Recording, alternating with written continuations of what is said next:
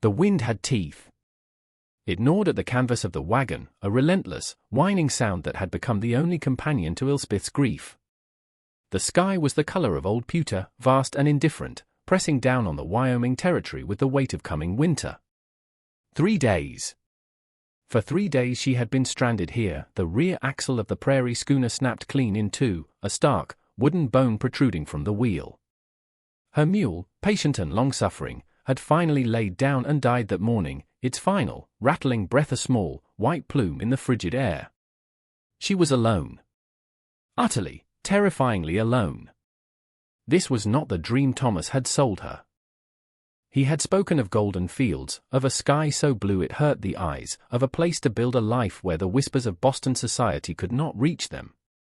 He had never spoken of dysentery, of a shallow grave dug with her own bleeding hands, or of the profound, hollow emptiness that now occupied the space beside her in their marriage bed. He had left her with a broken wagon and a future as barren as the doctor in the city had pronounced her womb to be. A barren field, Mrs. Howell. Some soil is simply not meant for planting. The words, spoken with such clinical pity, had haunted her for years. Now, they seemed a prophecy not just for her body, but for her entire existence. She was a barren field in a barren land, waiting for the final frost. She huddled deeper into her threadbare shawl, the fabric doing little to fend off the chill that seeped into her bones. It was a cold that felt ancient and personal, a physical manifestation of her despair. Her supplies were nearly gone. A handful of hardtack, a half-empty canteen of metallic-tasting water. Soon, she knew, the hunger would become a dull ache, then a sharp, twisting pain, and then nothing. She had wept until she was empty of tears, prayed until her throat was raw. Now, a strange calm had settled over her, the placid resignation of a creature accepting its fate. The world was fading to gray, the distant, jagged peaks of the mountains blurring into the oppressive sky. She closed her eyes, listening to the wind's mournful song, and prepared for the long, final silence. That was when she heard it. Not the wind, but a different sound. The soft, deliberate crunch of footsteps on the frost-hardened ground. Her eyes snapped open, heart hammering against her ribs like a trapped bird. Panic, sharp and electric, surged through her. Out here, a stranger was more likely a threat than a savior. She fumbled inside the wagon, her fingers closing around the cold, heavy comfort of Thomas's old pistol. It was heavy, unfamiliar, but she held it with both trembling hands, pointing it toward the sound. A figure emerged from the gray landscape, indistinct at first, then resolving into a man.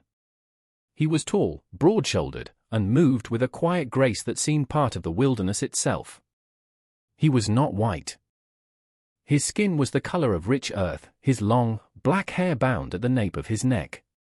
He wore worn buckskin, and his face was stark, carved by sun and hardship into an expression of profound stillness. He was Modoc, she realized with a fresh wave of terror, remembering the fearful stories traded around campfires on the trail.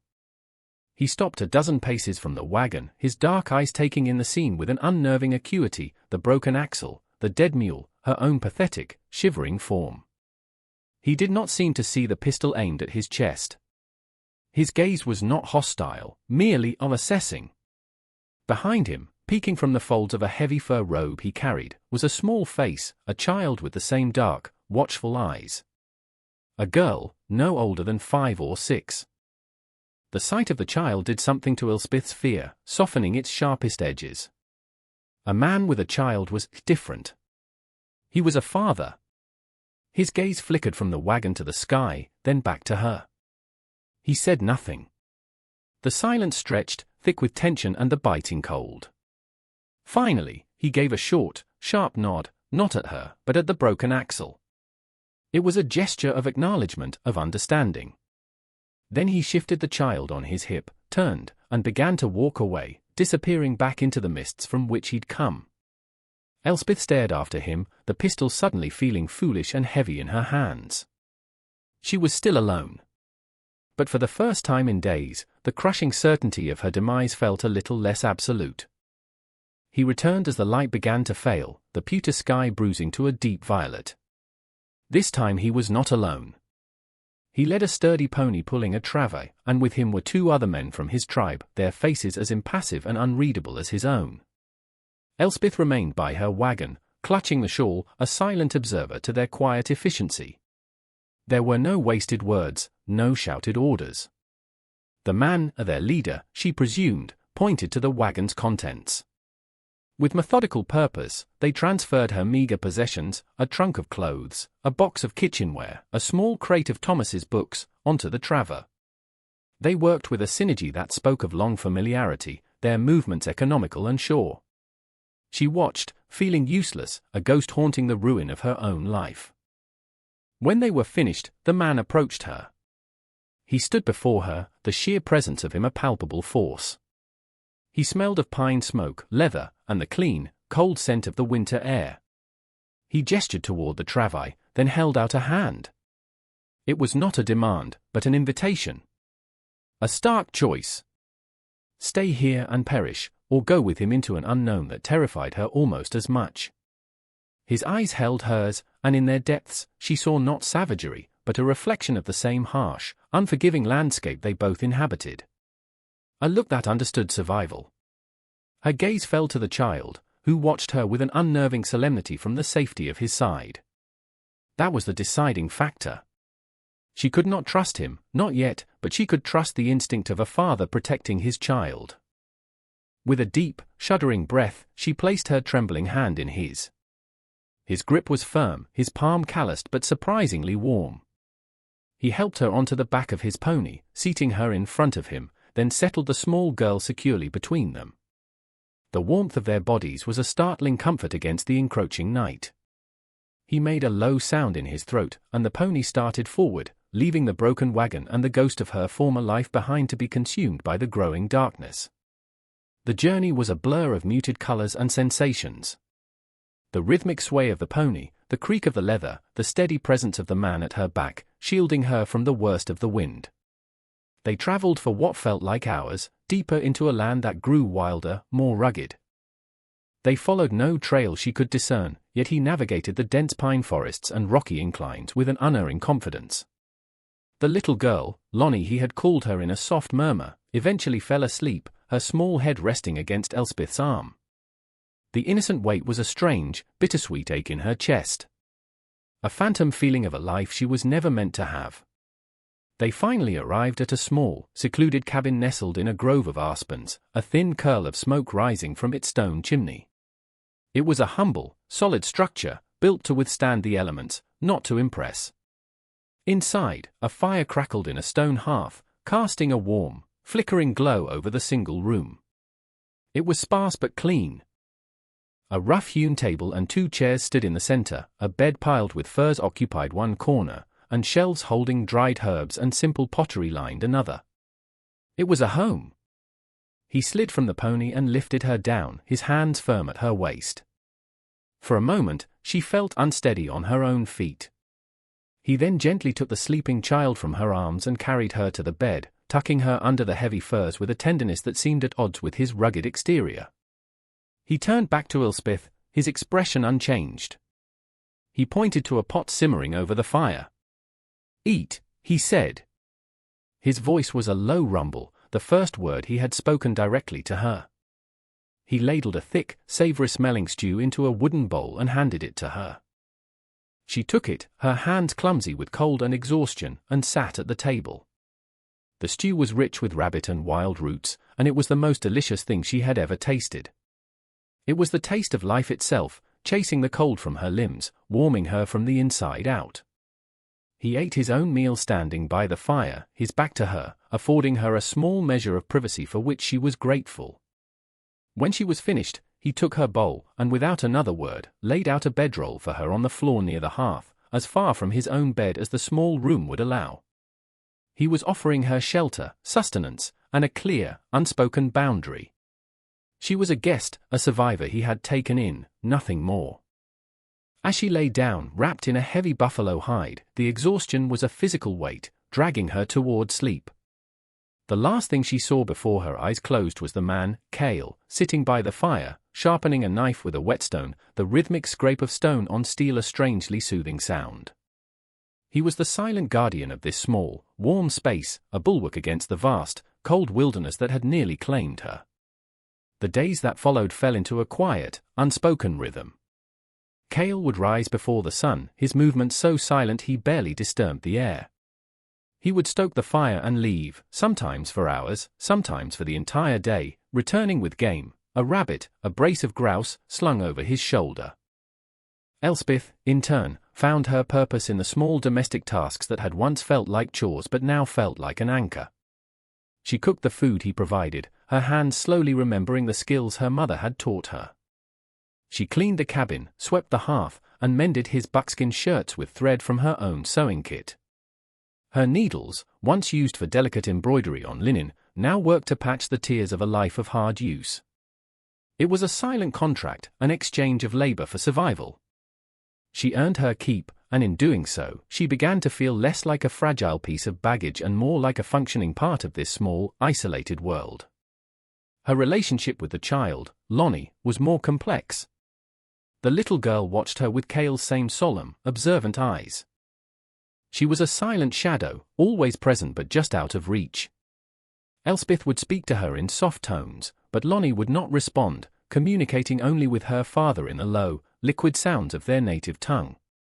Elspeth felt the familiar pang of her own inadequacy. She, who could not bear a child, did not even know how to speak to one. She was an outsider in this small family, a stranger at their hearth. The cabin itself held clues to their lives. On a high shelf, there were small, exquisitely carved wooden animals, a bear, a wolf, a soaring eagle. They were smooth and detailed, clearly made by a patient, loving hand. One afternoon, while Cale was out, Lonnie reached up toward them, her small face filled with a quiet longing. Elspeth, on impulse, took down the eagle and offered it to her. Lonnie stared at the carving in her hand, then at Elspeth, a flicker of something, surprise, perhaps, in her dark eyes. She took the eagle and clutched it to her chest, then scurried back to her corner by the fire, her treasure held tight. It was not a conversation, but it was a beginning. The first snow came, a thick, white blanket that muffled the world in silence. The isolation became absolute. They were snowbound, a tiny island of warmth in an ocean of white. The close quarters forced a new kind of intimacy. She became acutely aware of Cale's presence, the way he filled the small space. She learned the sound of his breathing as he slept, the particular way he held his shoulders when he was tired. He was a man of profound stillness, yet his quiet was not empty. It was watchful, thoughtful. He would sit for hours carving a new piece of wood, the shavings falling like snowflakes onto the floor. He was making a deer, its head gracefully bowed. He never spoke of his wife, but Elspeth knew, with an unshakable certainty, that the carvings had been hers. He was not replacing them, he was continuing her work, keeping her memory alive in the grain of the wood. The realization touched a place of shared grief within her. They were both haunted by ghosts. His was a cherished memory, hers was a painful failure. The silence in the cabin was no longer just an absence of words, it was a shared space, heavy with unspoken histories. One evening, as a blizzard raged outside, the wind howling like a hungry wolf, the fire sputtered low. Before Cale could move, Elspeth took the last of her own precious books, a volume of Shakespearean tragedies Thomas had insisted on bringing, and, without hesitation, tore out a handful of pages.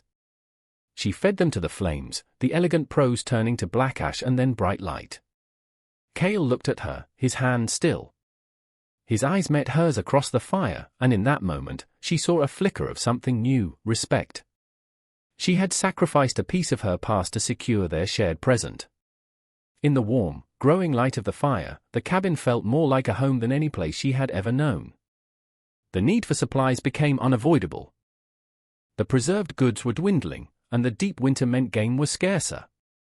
One morning, under a rare, bright sun that made the snowscape glitter, Cale hitched the pony to a small sled.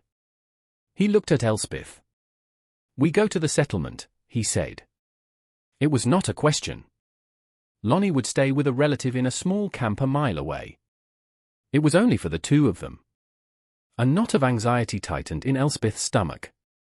The settlement, a rough-and-tumble collection of log buildings called Redemption, was a place she had passed through with Thomas. She remembered the hard, staring eyes of the men, the pinched, judgmental faces of the women. To return there now, in the company of a Modoc man, felt like walking into a cage of wolves. But she nodded. They needed salt, flour, ammunition. Her fear was a luxury they could not afford. The journey was cold but swift. As they approached Redemption, the raw wilderness gave way to the ugly scars of civilization, stumps of felled trees, muddy, rutted tracks. The town was as grim as she remembered. Rough-looking trappers and miners loitered outside the saloon, their gazes lingering on her with a crude possessiveness. When they saw Cale, their expressions hardened into suspicion and contempt. Whispers followed them like biting flies as they walked toward the general store. That's Blackwood's claim she was on look at her, with that redskin. The words were stones thrown at her back. Elspeth pulled her shawl tighter, her face burning with shame, her head bowed. She felt the weight of their judgment, branding her as something low and fallen. Inside the store, the air was thick with the smells of tobacco, oiled leather, and unwashed bodies. The storekeeper, a portly man with watery eyes, served them with a grudging slowness, his disdain for Cale palpable. As he was measuring out flour, the door swung open, and a large man strode in, bringing a blast of cold air with him. He was dressed in a fine but poorly kept coat, his face florid, his eyes small and greedy. Elspeth recognized him instantly. Silas Blackwood. He was the man who had filed the claim on the land where her wagon had broken down, a man known for his ruthlessness. Blackwood's eyes swept the room and landed on Elspeth. A slow, predatory smile spread across his face. Well, well. Look what the savage dragged in, he said, his voice a gravelly boom. I heard you'd been found. Figured you'd have had the sense to come to your own kind. He took a step closer, his gaze crawling over her. That land you were on is mine. By rights, what was on it is mine, too. Elspeth froze, her blood turning to ice. Cale, who had been examining a set of traps, went perfectly still. He didn't turn, but Elspeth could feel the tension radiating from him, a dangerous coiling of energy.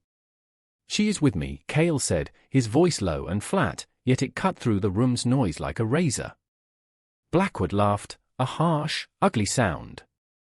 Is that so? Don't seem right, a fine white woman bedding down in a dirt lodge.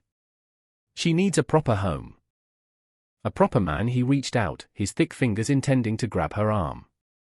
Before his hand could touch her, Cale moved. He wasn't fast, he was simply there, placing himself between Elspeth and Blackwood. He didn't draw a weapon. He didn't need to. He just looked at Blackwood, and the raw, untamed power in his gaze was more threatening than any knife or gun. It was the look of a predator defending its territory. The air crackled with menace. Blackwood, for all his bluster, hesitated. He saw something in Cale's eyes that his own brutish nature recognized and feared. With a sneer, he lowered his hand. You'll tire of playing house with him, girlie, he spat at Elspeth.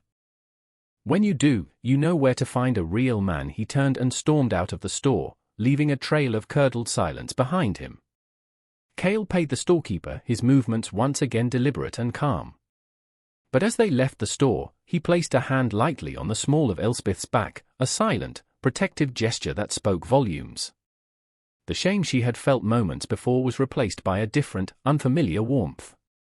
In that hostile, judgmental place, he had stood for her. She was not his property. She was with him. The journey back to the cabin was silent, but the quality of the silence had changed. It was no longer just the absence of words, but a space filled with the reverberations of what had happened in the store. The world, which had once seemed vast and empty, now felt small and crowded with menace. The cabin was no longer just a shelter from the cold, it was a sanctuary from the ugliness of men like Silas Blackwood. Elspeth understood now that the greatest threat was not the winter or the wilderness, but the cruel prejudices of her own people. Cale, the man she had once feared as a savage, was the one who had offered her safety and dignity. The irony was a bitter pill. When they collected Lonnie from the neighboring camp, the little girl ran to her father, but her eye sought Elspeth's, a question in their dark depths. She had sensed the tension. Back in the warmth of the cabin, the rhythm of their lives resumed, but with a subtle shift. Elspeth felt a fierce, protective instinct rise within her, not just for herself, but for this fragile piece they had built. She began to focus more intently on Lonnie. One afternoon, she found the child playing with a small, broken corn-husk doll. Its yarn hair was unraveled, one of its button eyes missing.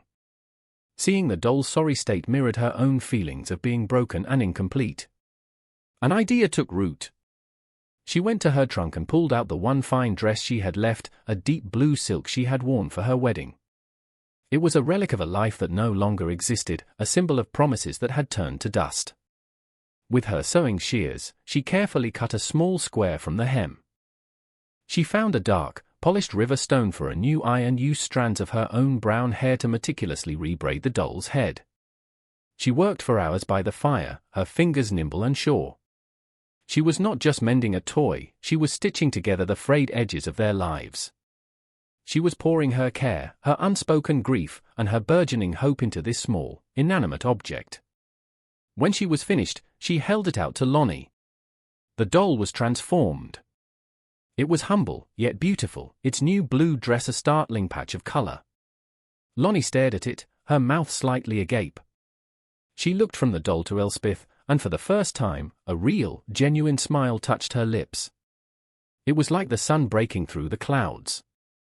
She took the doll and hugged it tightly to her chest. Then, she did something that made Elspeth's heart stop. She walked over to where Elspeth sat on the floor and leaned against her, resting her head on Elspeth's shoulder. The small, trusting weight was both a shock and a profound gift. Elspeth tentatively put an arm around her, and Lonnie did not pull away. Later that evening, as Cale watched them from across the room, Elspeth began to tell Lonnie a story, a simple fairy tale her own mother had told her. Her voice was soft, hesitant at first, then grew stronger as she lost herself in the telling. Lonnie listened, captivated, her new doll held close. Cale said nothing, but he stopped his carving. He simply watched them, his face unreadable in the flickering firelight. But when Elspeth's voice finally trailed off, and Lonnie had fallen asleep against her side, his gaze met hers. He gave her a slow, almost imperceptible nod. It was more than gratitude. It was an acknowledgement. She was no longer just a survivor he had rescued. She was the woman who had mended his daughter's doll and filled his silent home with stories. The thaw came late that year, but with it came a sense of reprieve. The grip of the deep winter loosened, and the world began to breathe again. Yet, the memory of Silas Blackwood lingered like a bad taste. Elspeth knew his threat had not vanished with the snow.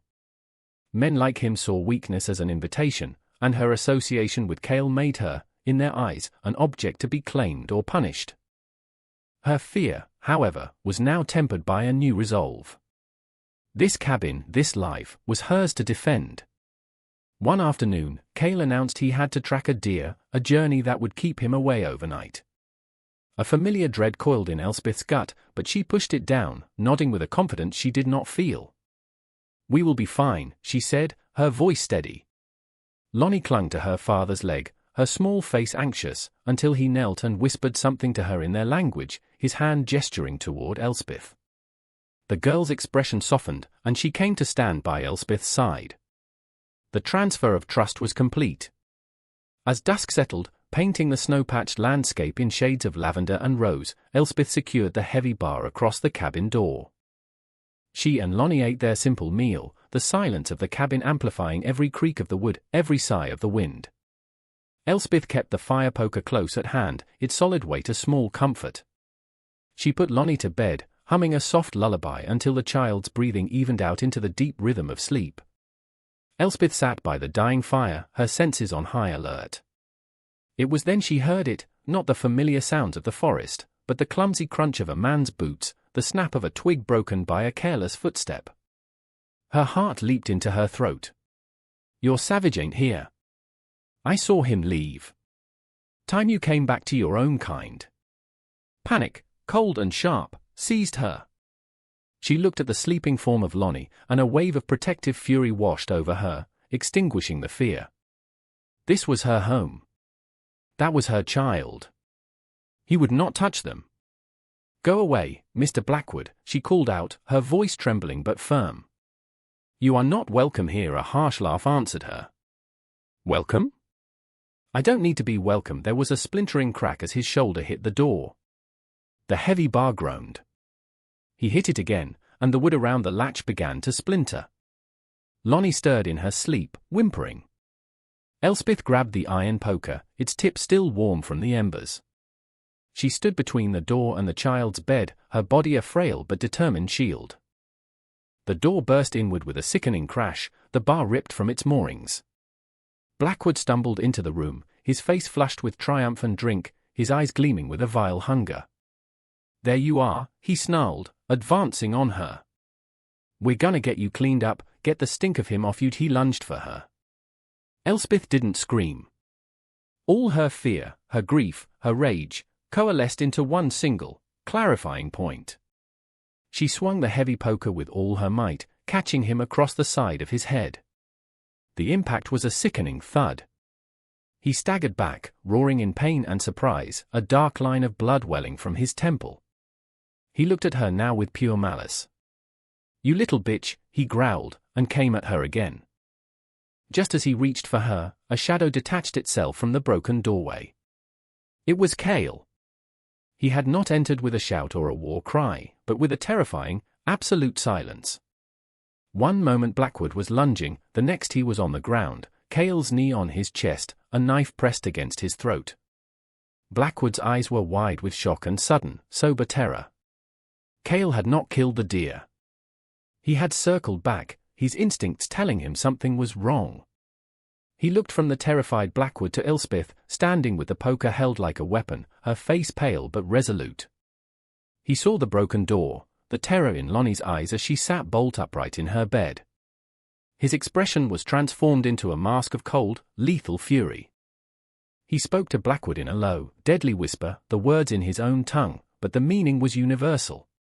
It was a promise of swift and final retribution.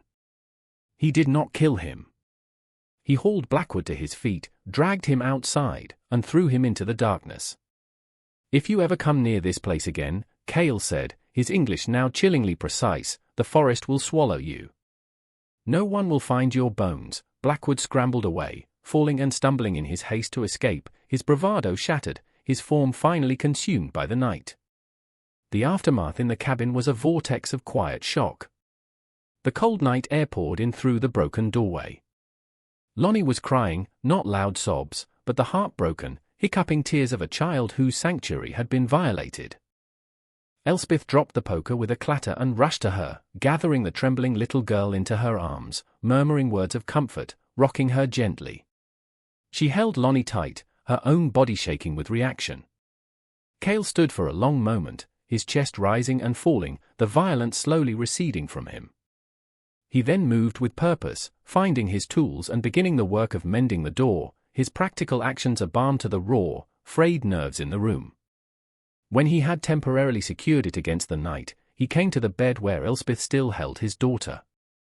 Lonnie had cried herself to sleep in Elspeth's arms. He knelt before them.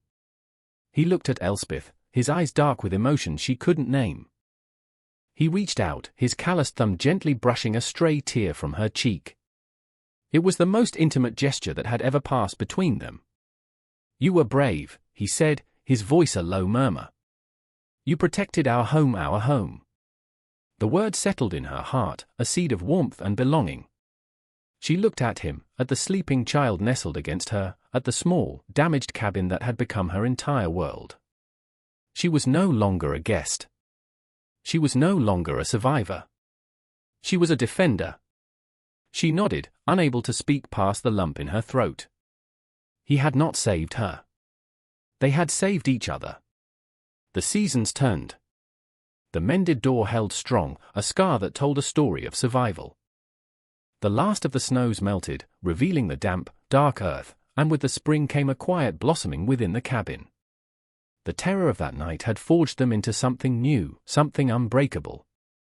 They were a family, not by blood or by law, but by the shared experience of hardship, protection, and a deep, unspoken love. Elspeth found she no longer thought of the life she had lost.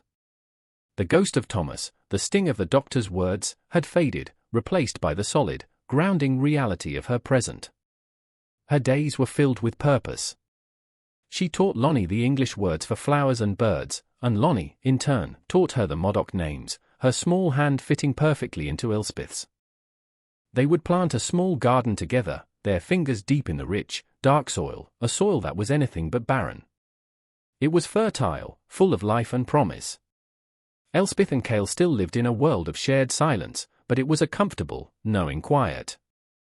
They moved around each other with the easy grace of two people who understood the topography of each other's souls. One evening, she watched him as he put the finishing touches on the wooden deer, its form now perfect and lifelike. He placed it on the shelf next to the eagle and the bear, beside the carvings his wife had made. It did not replace her work, it complemented it. It was a symbol of continuity, of life moving forward without erasing the past. He caught her watching him, and a rare, small smile touched his lips. It was a smile of peace, of contentment. He had mourned, and he had healed. So had she. She was not a mother in the way the world defined it, but as she tucked Lonnie into bed that night, the little girl looked up at her, her dark eyes full of love. "Anna," she whispered, her small hand on Elspeth's cheek. It was not the English word, but Elspeth knew what it meant. "Mother." Tears pricked her eyes, but they were not tears of sorrow. They were tears of profound, overwhelming gratitude. She had come to this land expecting to die, a barren woman in a barren wilderness. But the wilderness had given her life, and the widower she once feared had given her a home. She had not borne a child from her body, but she had found one in her heart. Looking out from the cabin at the land bathed in moonlight, she knew she was finally home. The field had not been barren after all. It had simply been waiting for the right seeds to be planted.